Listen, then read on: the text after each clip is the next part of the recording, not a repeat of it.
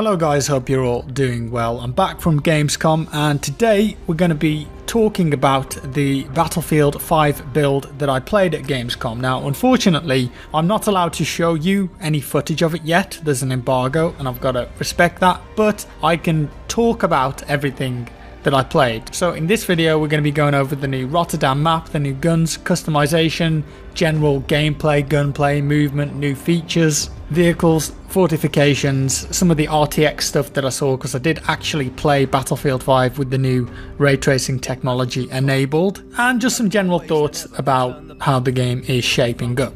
But as soon as I can show you the footage I recorded, I will, but I'll be talking about it and there'll be a load of new details in here. So let's get stuck in then. So I got to play BF5 on the Rotterdam map for around 6 hours at Gamescom this week. The build of the game that I played is not the same as the beta build. The beta build will have some more stuff in it. I don't know exactly what that is, but I know that the gun customization in terms of the modifications should be in there.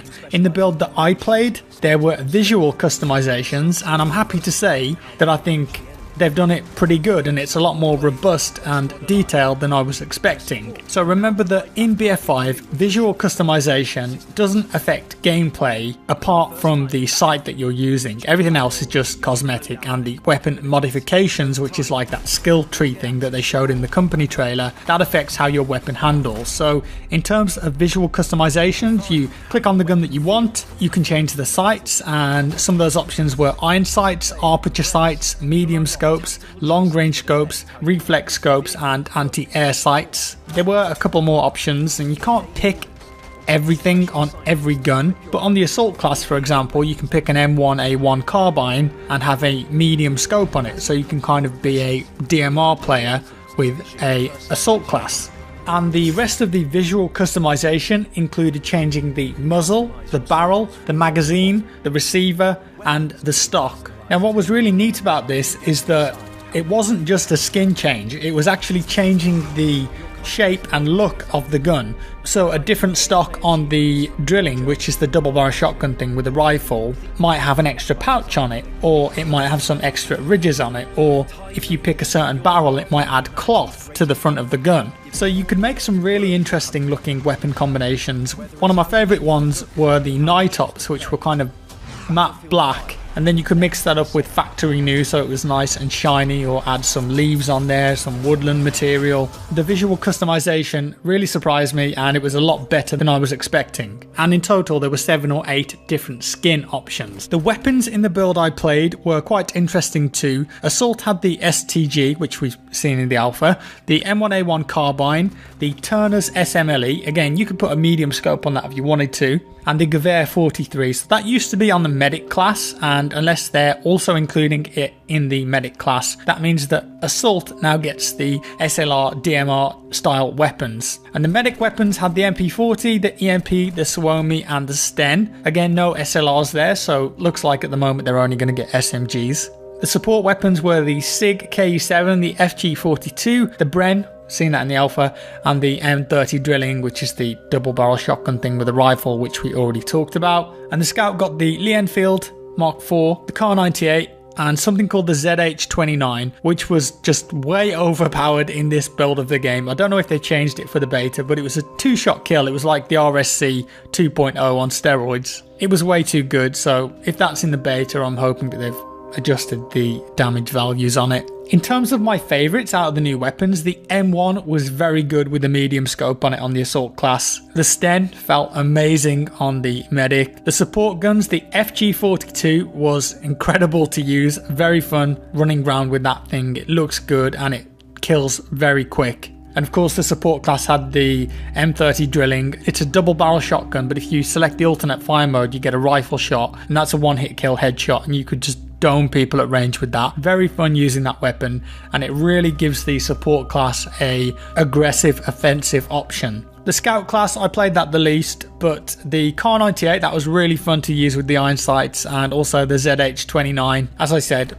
way too overpowered, so I'm hoping that that's changed in the beta. As for the sights, well, the reflex sight that you've maybe seen in a couple of the trailers they released was pretty good, kind of like a hollow sight, but it was way too dirty, like you couldn't really see much through it, so hopefully they improve that for the beta. In terms of the gunplay, still really enjoying it, and it felt like the time to kill went back to Alpha 1, which was very quick. You feel very lethal in this build of the game. I really like where the time to kill is at the moment, and I feel like it's just enough to react if you're being shot in the back. Suppression still remained as a visual effect too. They've simplified the UI too and moved everything towards the bottom left in the minimap, so now there's much less stuff in the center of the screen getting in the way, which is what I like. There's a compass above the minimap, and you can also see the health of your squad mates in the bottom left around their icons. There's a new, more simplified combo rows too, where you select a section and then that opens up more options. It's much better in my opinion. That V is still there when you get an award,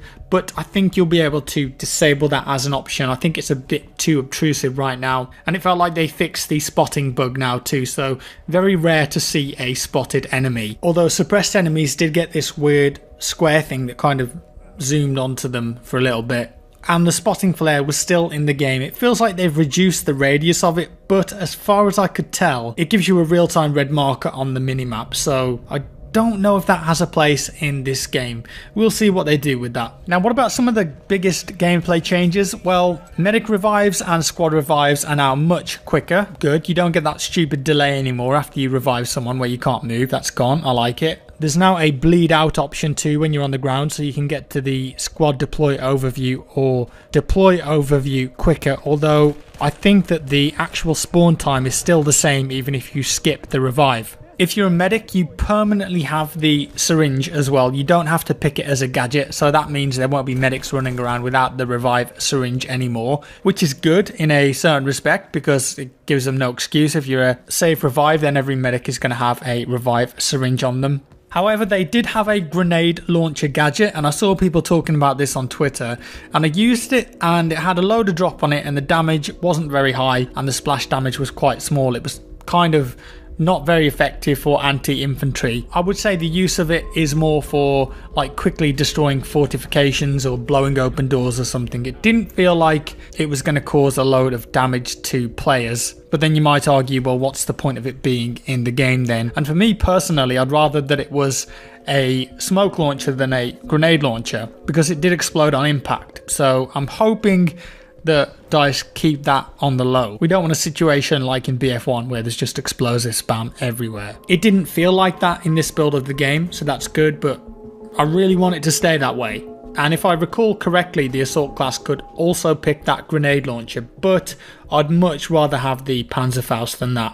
Another big change to the gameplay was that everyone now has the option to carry a bandage with them, no matter what class you are. So when you spawn in, you'll see a little icon next to you that says 0 and then a little bandage. So you don't get it by default. To actually get a bandage, you have to go to a medical station, which are dotted everywhere around the map. Use it just like you would the ammo station, and that will give you one bandage. And basically, if you get hit and there's no medics around, then you can hold 5 by default or whatever it is that you want to bind it to, and that will heal you over time. There's a little animation that plays and that will top your health back up. I don't mind this. I think it's more for the lone wolf solo players, but it definitely does devalue medics a little bit. Remember though that you don't spawn with this, you have to actively go and pick one up from a medic station, so not everyone is going to be equipped with a bandage all of the time because maybe they've just spawned in combat or they haven't remembered to go and pick one up. In terms of how the map played, it was kind of an A shape and the 5 flags are dotted around the top quadrant of the A.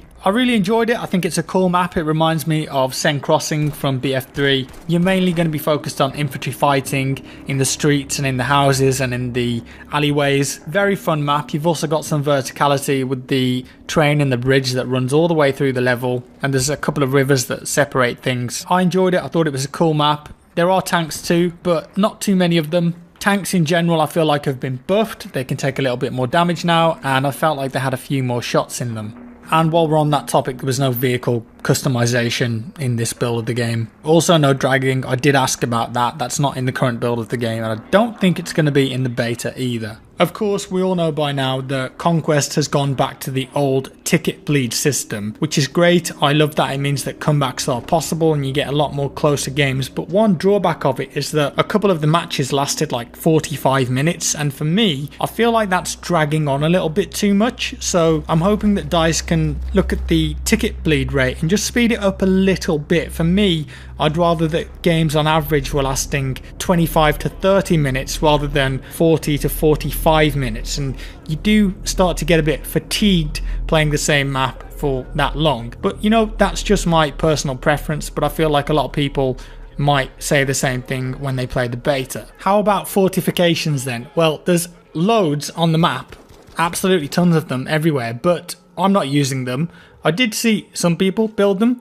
There were a couple of really cool ones where you could build a bridge, like you would have to build the framework and then each wooden part of it step by step, and then the sides, and that gave your tanks and vehicles an extra access route across the river in a couple of places, and it had tank traps at the end too, so you could deny enemy vehicles from coming across if you wanted to. And there were even parts like alleyways where you could fortify the whole thing off with sandbags. So if you're using them, they can have big gameplay implications. At the tram station flag, where you've got a race part and a lower part, if you capture that, you can effectively create a ring of fortifications around it that you can really use to hunker down and defend that flag from. But again, people just aren't using them and they're not doing it yet. So we'll see. It might be that when the game comes out and people play the map again and again and learn where the spots are, then yeah, they'll be useful and less gimmicky. And maybe DICE should put something in place that's not just an icon on the minimap, or not just when you have your hammer out they appear in white. I'm talking about something physical in the game that says, hey,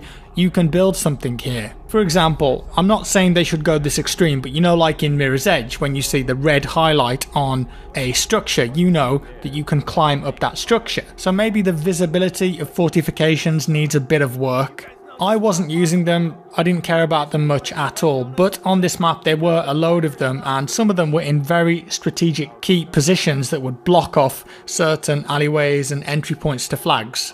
So I think that eventually people will learn about these and they will use them. That one I feel is up in the air at the moment, we'll see. There were quite a few stationary weapons on this map as well, but they're completely useless. If you go on a stationary weapon, you're going to get your head blown off in a second. So I really wish that DICE would add some kind of animation or system where you could duck down on a stationary weapon. So if you needed to reload or wait for the cooldown or something, it will just give you a little bit of cover for your head while you're attached to that stationary weapon. I'm not saying that you should be able to shoot and duck at the same time, because that's ridiculous and it would be overpowered. Same goes for on one of the tanks as well. There's now a third gunner seat on, I think it was one of the German tanks, where you're on the top on a massive machine gun, but again, you just get headshot as soon as you go on it. So if you had an option to duck down, maybe people would use them more.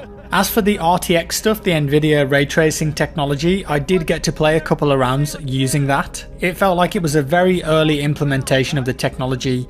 Sometimes on the level it looks absolutely incredible and the lighting is almost photorealistic in certain areas. You've got light beaming in through windows in the White House area on the marble floors. Outside where the sun bakes the side of a shop, it looks incredible. Also, you can see your reflection in glass and you can see your reflection in cars and puddles and other players' reflections, and it's in real time. Everything that you've equipped on your character, you can see in that reflection. There were a couple of times where I was looking at myself and I saw teammates running behind me, and it startled me, and I thought, you know, that could have been an enemy. And another implementation of this, I suppose, is that if you were at the right angle looking at a glass window in a shop and there was an enemy on the corner that you couldn't see, technically you'd be able to see that player in the reflection of that window, and I think that's kind of cool and a lot more realistic, let's say. Yeah, that's an edge case, but there's a chance it could happen.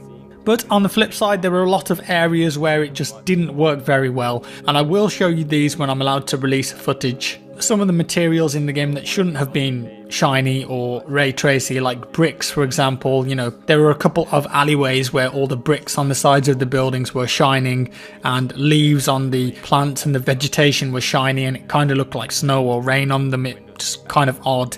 And some houses you would go in and the wooden doors and walls and floors were shining and just way too reflective, just looked kind of weird. So it was very hit and miss. As I said, it did feel like a really early implementation of the tech, so I'm sure that they will figure out what materials should be reflective and which ones shouldn't. As for performance, I was playing the game at 1080p on ultra settings and it felt like around 70 to 80 frames per second whilst recording with Shadowplay. It did stutter a couple of times when hints came up, but apparently that was just a bug and that's easy to fix. But I feel like with BF5 RTX, the ray tracing tech, if you've got that kind of card, it's going to be for the people who want the absolute best graphics and don't really care about having the highest frame rate. And also for screenshotting stuff, there's been a lot of devs online hinting that there's some kind of screenshot feature coming to the game. So that's cool for those guys who like to take screenshots. And also if you were doing cinematics, that's when the game is going to look its best. I did try Tomb Raider as well. That was running really poorly at like 30 to 40 frames per second at 1080p, but they didn't tell me what card was in there. It did look good though, but way too much motion blur. The best looking game that I saw though was Metro. That looked incredible and it looked like it was running at a really high frame rate. So those devs have obviously spent a lot of time implementing the ray tracing stuff there. Overall, I enjoyed my time playing the game at Gamescom. The gunplay, the time to kill, the movement is all solid. There's a lot more emphasis on team play with the attrition system. I like the direction the gameplay is going. The customization of the weapons, the visuals, very good. I haven't tested the modifications yet because, as I said, they weren't in the build, so I can't really say anything about that. We didn't hear anything about Battle Royale, so no news for you there. In terms of glaring obvious bugs, there weren't that many, but I did experience one where I couldn't deploy until my whole squad had been killed, so that was quite bad. And also now they've enabled server-side ragdolls. There was some really weird stuff going on with dead bodies on the ground where they'd be like flipping out and doing all sorts of crazy stuff and hanging in the air like ragdolls. So they've got some nasty bugs there with the ragdolls that they're gonna have to fix before launch. And also, I don't have to say it again, but I think they're doing a pretty bad job at marketing this game. Mainly, I think it's the fact that they haven't shown that much gameplay. And we're all gamers, we just want to see the gameplay. We want to know the details in depth and we want to see the gameplay. So I think they've really dropped the ball on not revealing key gameplay details and showing long sections of gameplay at the reveal at EA Play and during Gamescom. I've just received an email saying that the embargo for the footage is Monday, the 27th. So that's when I'll be able to show you all of this stuff. But I'd rather that I could have done it in this video rather than